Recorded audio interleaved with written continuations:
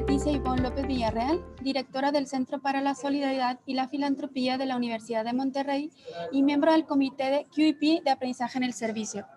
Estamos por cerrar el tercer simposio de aprendizaje en el servicio universitario en México con broche de oro, debido a que tendremos la conferencia magistral titulada «Cómo articular mejor universidad y sociedad. Algunas anotaciones estratégicas», impartida por el doctor Bernardo Kliesberg. El doctor Bernardo Kliesberg es pionero de nuevas áreas de pensamiento sobre el desarrollo, donde es considerado uno de los precursores internacionales en responsabilidad social empresarial. Graduado de 5 carreras universitarias, 2 de ellas doctorados, en todos los casos con las máximas distinciones. Acreedor a la Medalla de Oro de la Universidad de Buenos Aires y 2 veces el Diploma de Honor. Autor de 65 obras y centenares de trabajos sobre diversas áreas del desarrollo, responsabilidad social empresarial, alta gerencia, capital social, lucha contra la pobreza, ética y economía. Escribió junto con el premio Nobel Amartya Sen el bestseller Primero la gente. Director del Fondo España PNUD hacia un desarrollo integrado e inclusivo en América Latina y el Caribe. Ha sido asesor de más de 30 países en alta gestión, incluyendo a diversos presidentes y a numerosas organizaciones públicas como las Naciones Unidas, la UNESCO, UNICEF, Organización Internacional del Trabajo, Organización de Estados Americanos, Organización Panamericana de la Salud, entre otros. Y ayer, ante más de 800 personas, el pensador argentino Bernardo Kliesberg recibió la máxima distinción anual del prestigioso premio Ramón Murelat en el 11º premio Corresponsables, organización internacional líder en responsabilidad social con base en España y presencia en todos los países de Iberoamérica, por lo que también es un honor tener en la UDEM una cátedra bajo su nombre, la Cátedra de Educación para la Ciudadanía y el Servicio. Nos sentimos muy honrados y honradas de contar de nuevo con su presencia, doctor, en la UDEM, así que adelante con su ponencia. Muchas gracias a Leticia, directora del Centro de Solidaridad y Filantropía de la UDEM, un ejemplo de un centro dedicado plenamente a la sociedad, con logros muy notables. Leticia López es una excepcional investigadora y hacedora, hace que pasen cosas muy buenas para la sociedad permanentemente al frente de este equipo fenomenal, y acompañada de Luis Coyotze, que es un brillante investigador joven, y en su conjunto constituyen un equipo de puros logros para la sociedad. Agradezco a la UDEM, a su rector y a sus vicerrectoras por esta invitación, que es muy grata, y palabras de elogio para la gran tarea de María Nieves Tapia, la fundadora de Aprendizaje en Servicio, con quien que me llamó a colaborar con ella cuando se fundó la organización, y así lo hicimos. Es un momento muy particular del género humano, estimados amigos. Es un momento que obliga necesariamente a la reflexión, porque estamos sumidos en una incertidumbre probablemente la mayor de la historia contemporánea respecto a cuál puede ser el futuro en múltiples aspectos. Yo quería hacer algunas anotaciones, las llamo estratégicas, sobre el rol de la universidad en relación a la sociedad en este momento. Mi primera anotación, cuando pensamos en roles de la universidad, tenemos que pensar en primer término en contexto, o sea, es imprescindible que la universidad tenga una interpretación del contexto que transmita a todas sus áreas, desde los profesores a los estudiantes, porque todo ha cambiado en el contexto, muy rápidamente, en muy poco tiempo. Tenemos un contexto, déjenme caracterizar algunos de sus rasgos centrales, en donde hay por lo menos las siguientes grandes tendencias. En primer término, está la revolución tecnológica. El mundo es totalmente diferente a lo que era hace 10 años atrás. Hace 10 años atrás se inició un aparatito que 11 años, el iPod, y la sucesión de cambios tecnológicos en una década ha seguido un ritmo que no es geométrico, sino que es exponencial, y ha impactado casi todas las áreas de la existencia. No tengo tiempo para detenerme, pero los cambios en las comunicaciones, los cambios en la biotecnología, en la física molecular, en la informática, en la gerencia, en un montón de áreas al mismo tiempo han sido cambios de paradigma. Tomás Kuhn decía que un cambio de paradigma significa una cosmovisión totalmente diferente de lo que es la ciencia en un área determinada.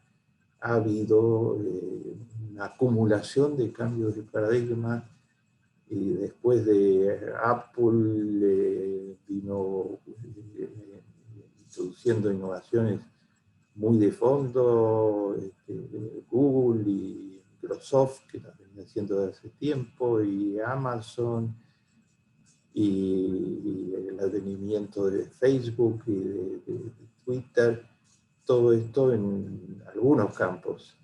Por el otro lado se levantó el mapa del genoma humano, se está trabajando ahora con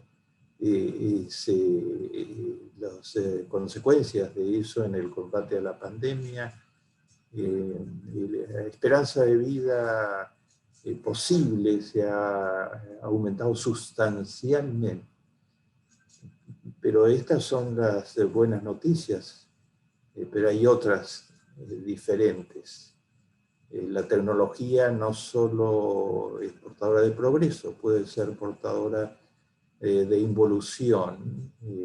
Hoy tenemos la utilización de la tecnología para tratar de destruir democracias a través de los fake news y de los relatos falsos, o de debilitar democracias al servicio de gangs que utilizan la tecnología para intereses criminales o para intereses, para ideologías neonazis o ideologías racistas. Al mismo tiempo que la revolución tecnológica y sus contraindicaciones, es necesario darle todo el paso al cambio tecnológico, pero es necesario regular en nombre del interés público para evitar, como se le está exigiendo ahora a los grandes imperios de la información, para evitar que se apoderen de la mente de las personas, grupos que tienen hoy la tecnología como una de sus armas fundamentales y que pueden multiplicar su actividad. Al mismo tiempo que la revolución tecnológica, un dato fundamental del contexto es obviamente la pandemia, con más de 1.400.000 muertos ya, y una cifra creciente de infecciones. Desde marzo, en 9 meses ha cambiado para mal en todos los planos la vida de los seres humanos. La pandemia tiene una característica que tiene mucho que ver con la misión de la universidad, totalmente desigual. Cae con un impacto mucho mayor en los pobres, porque tienen precondiciones más favorables, están desnutridos, no tienen agua, el 40% de la población del mundo no tiene agua potable, tienen viviendas derruidas, viven en viviendas precarias totalmente. En tercer lugar está el cambio climático. Dice muy bien el secretario general de la ONU hay una crisis actual, que es la crisis de la pandemia, pero hay una crisis de todo el siglo, para todo el siglo XXI, que es el cambio climático. Se está desequilibrando el planeta, está reaccionando con furia frente a la contaminación permanente, a ese nivel cada vez más alto de dióxido de carbono, que empresas inescrupulosas que no les interesa velar por el planeta, sino solo por sus intereses inmediatos, están enviando, produciendo el calentamiento global y todo lo que ustedes conocen, el último descubrimiento, que los huracanes que asolaron ahora a los vecinos de ustedes, a Honduras, Nicaragua, Guatemala y también a México, dejaron 2,5 millones de personas sin vivienda, asesinaron a 300 personas, que los huracanes serán cada vez más frecuentes, más poderosos y durarán más. Esa es la investigación japonesa que termina de producirse por el calentamiento global. Por otra parte, tenemos un récord total en materia de desigualdades, como una de las características centrales del contexto actual. Es un mundo en donde la riqueza y el acceso a las tecnologías y a los recursos fundamentales está cada vez más peor distribuido. Una investigación nueva totalmente termina de comprobar, de la FAO, termina de comprobar que actualmente el 1% más rico del planeta, que acapara, para decírselo propiamente, el 1% más rico, como todos saben, tiene más de la mitad del Producto Bruto. Pero por otro lado, en cuanto a las tierras cultivables y con irrigación, o sea, las tierras que están en condiciones de producir alimentos, factor absolutamente fundamental, hay un 1% de propietarios que tienen el 70% de las tierras cultivadas. A los minifundistas y a las pequeñas y medianas explotaciones solo les queda el 30% restante de tierras cultivables. O sea, estas cifras son cada vez más regresivas y son una de las expresiones de estas desigualdades. El cambio climático también recae fundamentalmente, como lo ha marcado el Papa en su magnífica encíclica Laudato Si, sobre los más pobres. O sea, tanto el cambio climático como la pandemia generan más desigualdad. Y la desigualdad genera pobreza. Y la mitad del planeta está actualmente por debajo de la línea de la pobreza, ganando $5,3 diarios. Estos son los parámetros del contexto y otros, como la discriminación de género, pero no tengo tiempo de detenerme. Y la universidad en esto no puede ser la misma universidad de 20 años atrás. Es una universidad que está en medio de la mayor revolución tecnológica del género humano y que está en medio del reto de la pandemia, del reto del cambio climático, del reto de las desigualdades extremas. No puede ser la misma. Yo diría que hay diferentes reacciones de las universidades. Una revisión muy rápida, mi segunda anotación estratégica, la primera fue los grandes trazos del contexto. Segunda anotación estratégica, hay universidades que se han encerrado en la torre de cristal y en el elitismo, que son casi indiferentes frente a estos cambios en el contexto, salvo a la tecnología, y que no parece importarles lo que suceda con la mayoría del género humano, sino solo formar en la torre de cristal un grupo elítico para que se proyecte al poder y dirija a las sociedades. Ese fue el proyecto de universidad de la constitución de Pinochet, de la dictadura de Pinochet, que termina de ser derogada por el pueblo chileno en jornadas históricas de movilización y de referéndum.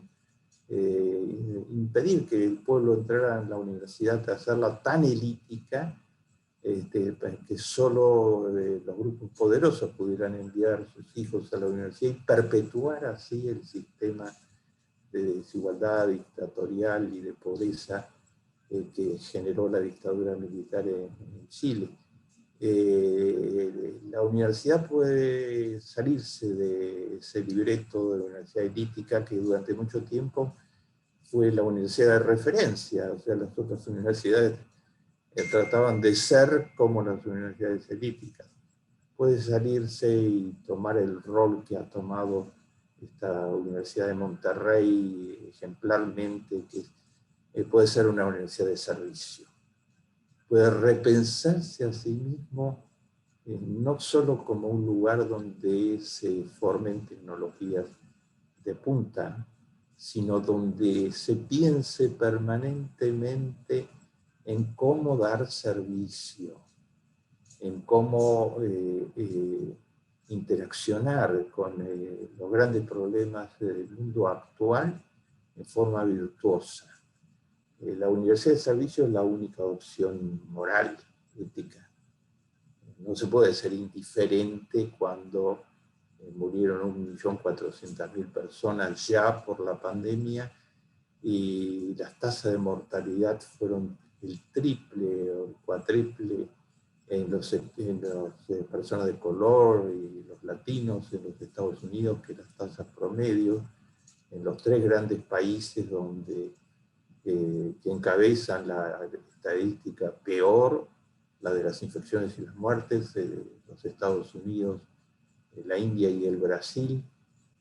La pandemia está matando y enfermando en primer lugar a los más pobres. En el Brasil las tasas de pandemia son mucho mayores en la población negra del Brasil que las tasas promedio. ¿Se puede ser indiferente en una universidad frente a eso? La universidad debe repensarse de cómo puede bajar desigualdad para bajar los efectos de la pandemia, de cómo puede bajar pandemia, cómo puede colaborar con todas sus áreas en la lucha contra la pandemia. Estamos cerca de las vacunas, pero hay problemas complejísimos respecto a lo que sería el ideal de las Naciones Unidas. Las Naciones Unidas habla de que la vacuna debería ser universal y gratuita. No va a suceder así si no hay el empeño de muchos actores sociales, y entre ellos uno de los centrales es la universidad. La universidad de servicio debe buscar metodologías innovativas y caminos innovativos, como lo es el aprendizaje en servicio y otros, para pelear contra la desigualdad. Y la universidad de servicio debe tener un rol de primera línea en la lucha contra el cambio climático, en desenvolver energías limpias, que por ahí pasa la alternativa al cambio climático.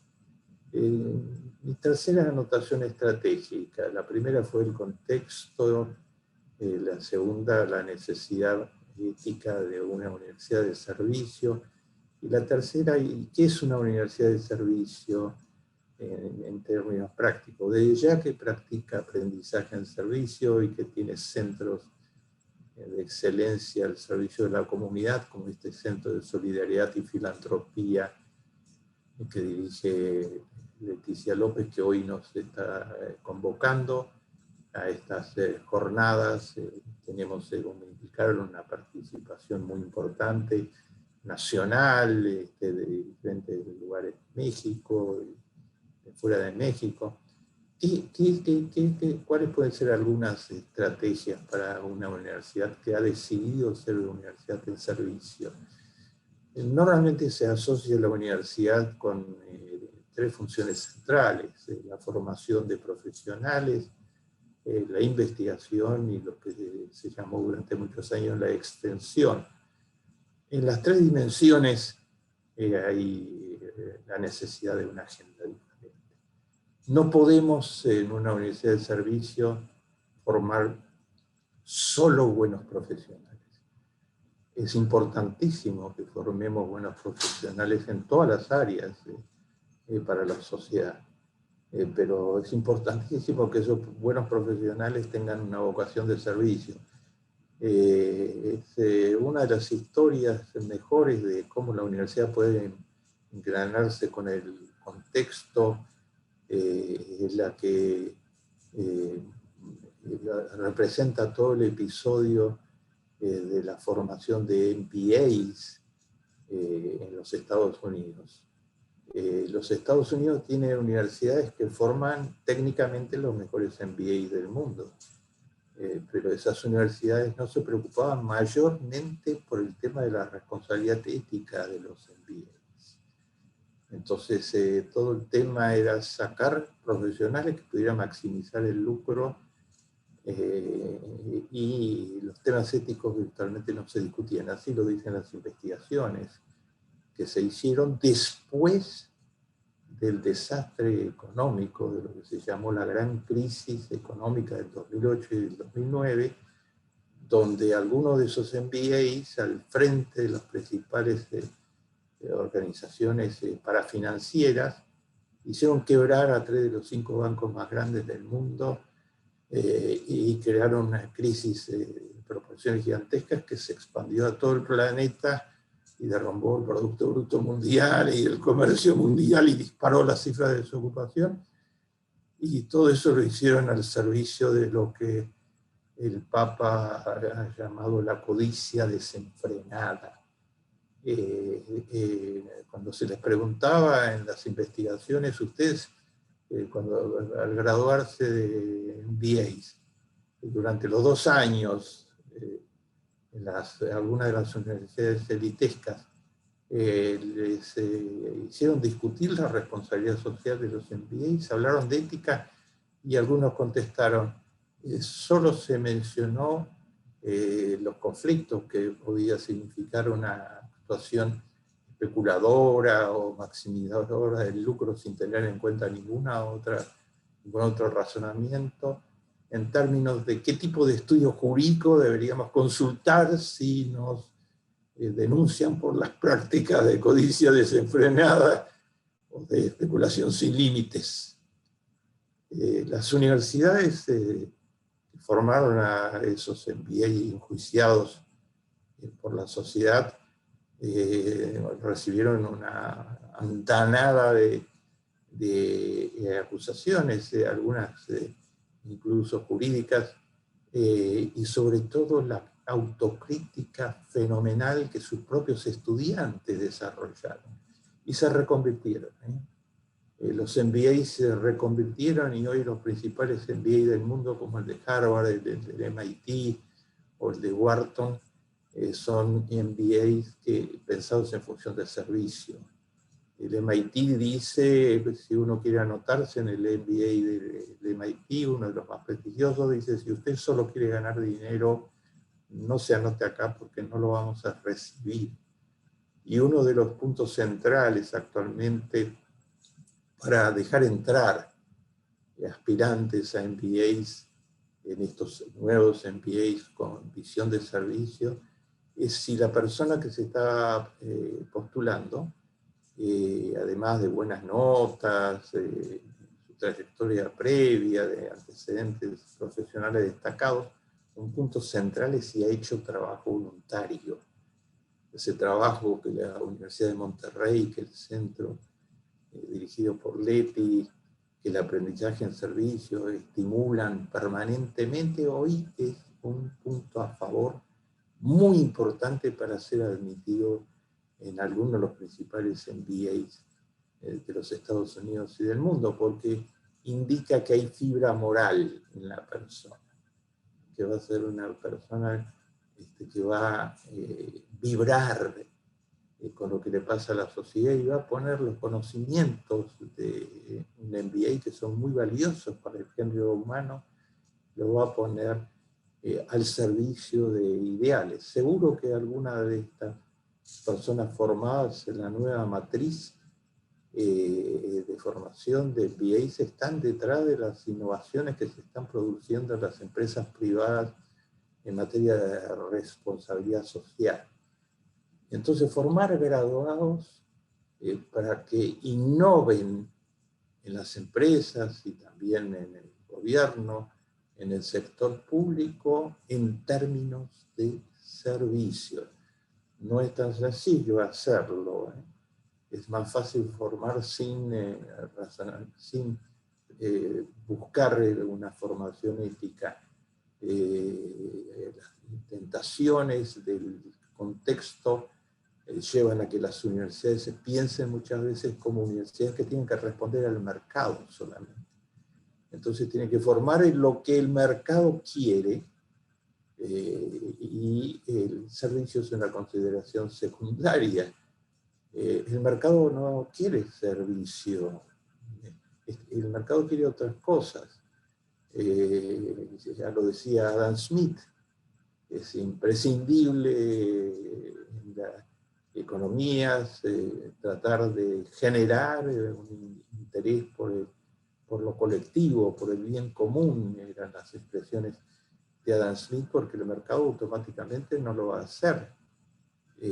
Las universidades tienen un papel muy importante en esto, que es formar profesionales, no solo los MBAs, menciono el episodio de los MBAs porque causó una de las mayores crisis económicas de la historia, sino formar en todas las áreas en la idea de servicio. Hoy seguramente médicos formados en la idea de servicio son los que están en primera línea arriesgando su vida en la lucha contra la pandemia, incluso haciéndolo no como obligación profesional, sino como trabajo voluntario, como lo estamos viendo permanentemente. Las universidades tienen que investigar. Gran parte de la investigación del mundo está hoy en manos de universidades, y en América Latina más del 80% de toda la investigación que se realiza está en manos de universidades. Hoy hay que investigar sobre la agenda relevante. No hay tiempo. El cambio climático en 10 años, según los estudios de Naciones Unidas, si sigue la intoxicación de la atmósfera, vamos a tener cambios irreversibles. Los huracanes no serán 30 como han sido en Centroamérica. Este año ha habido un récord de tormentas tropicales, sino serán muchos más y destruirán muchísimo más. La universidad tiene que estar innovando totalmente en su agenda de investigación.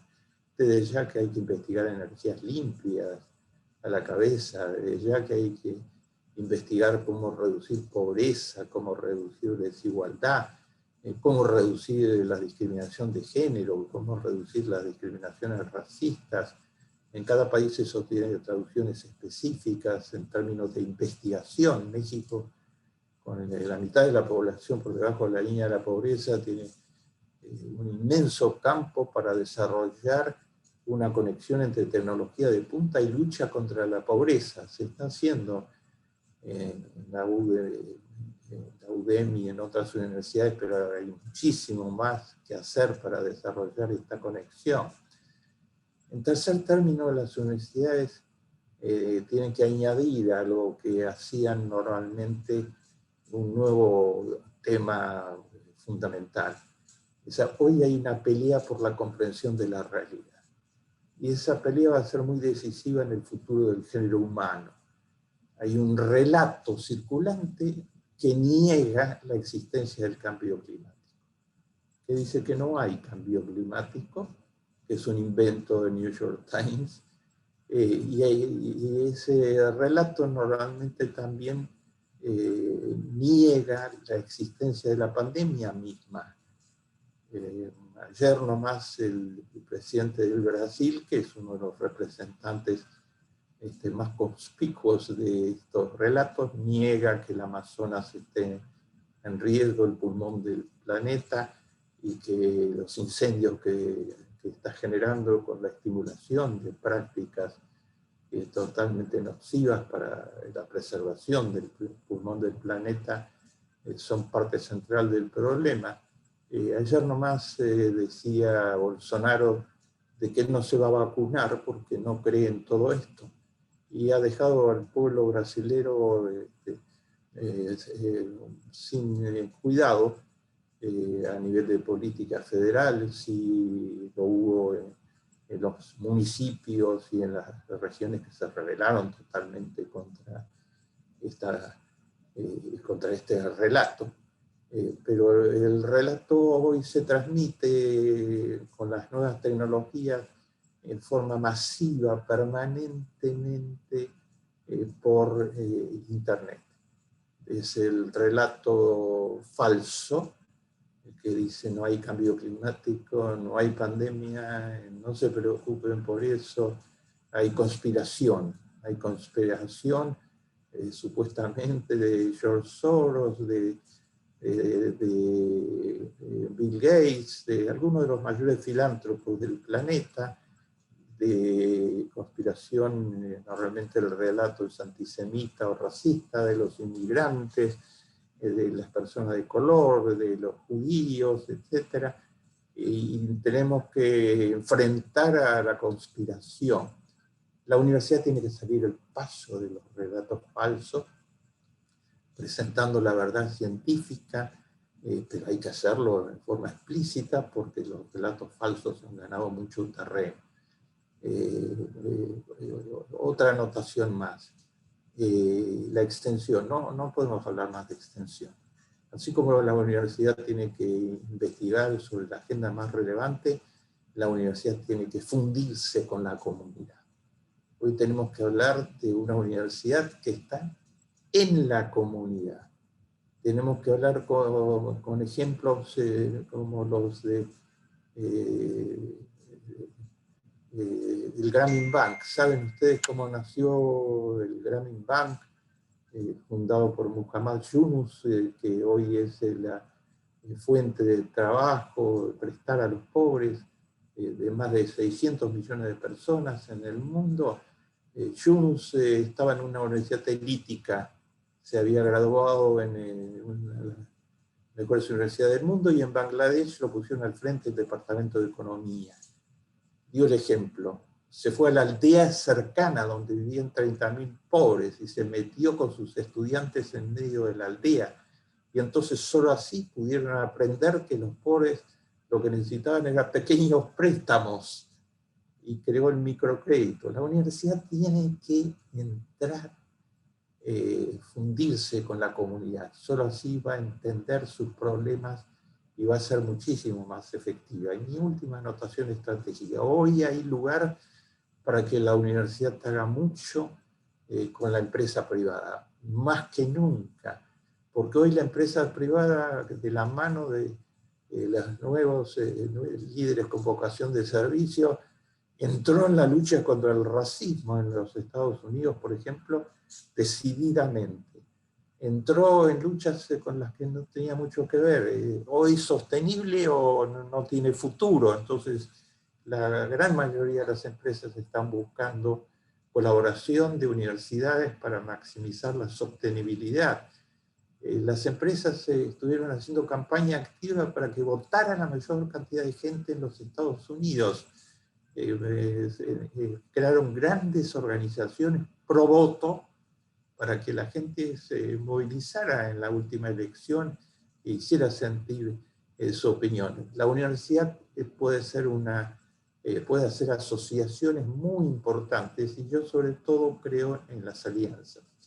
Entonces creo en una gran alianza universidad, empresa privada, ONGs y gobiernos. Gobiernos, el gobierno central, pero gobiernos son los municipios.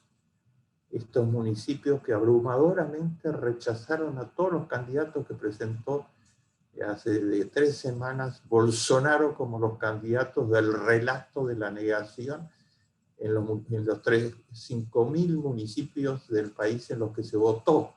Todos ellos fueron derrotados atrozmente, con números bajísimos en los municipios. Hay que ayudar a los municipios. La universidad tiene muchísimas capacidades que se pueden poner al servicio de los municipios. Quiero cerrar con un ejemplo práctico. Se me dio en algún momento el doctorado honoris causa de una universidad muy importante, la Universidad Nacional de Córdoba en la Argentina, donde nació la reforma universitaria. Y el rector era el decano de odontología y explicó esto. Se enseñaba odontología en prácticas odontológicas normales hasta que algunos estudiantes fueron a las villas miserias que rodean a Córdoba, como están presentes en México en gran escala, etc. Y encontraron que en las viviendas precarias jamás entró un dentista. Y entonces la dentadura de todos los chicos pobres estaban en pésimo estado. Y ahí inventaron, junto con la universidad, la idea de que todas las prácticas odontológicas se realizarían en barrios pobres. Y así se hizo y después se extendió a universidades, a muchas otras universidades en Argentina y en otros países, etc. Una universidad que esté haciendo sus prácticas de todo tipo, ayudando con contabilidad a los municipios, ayudando con formación en responsabilidad social a las empresas.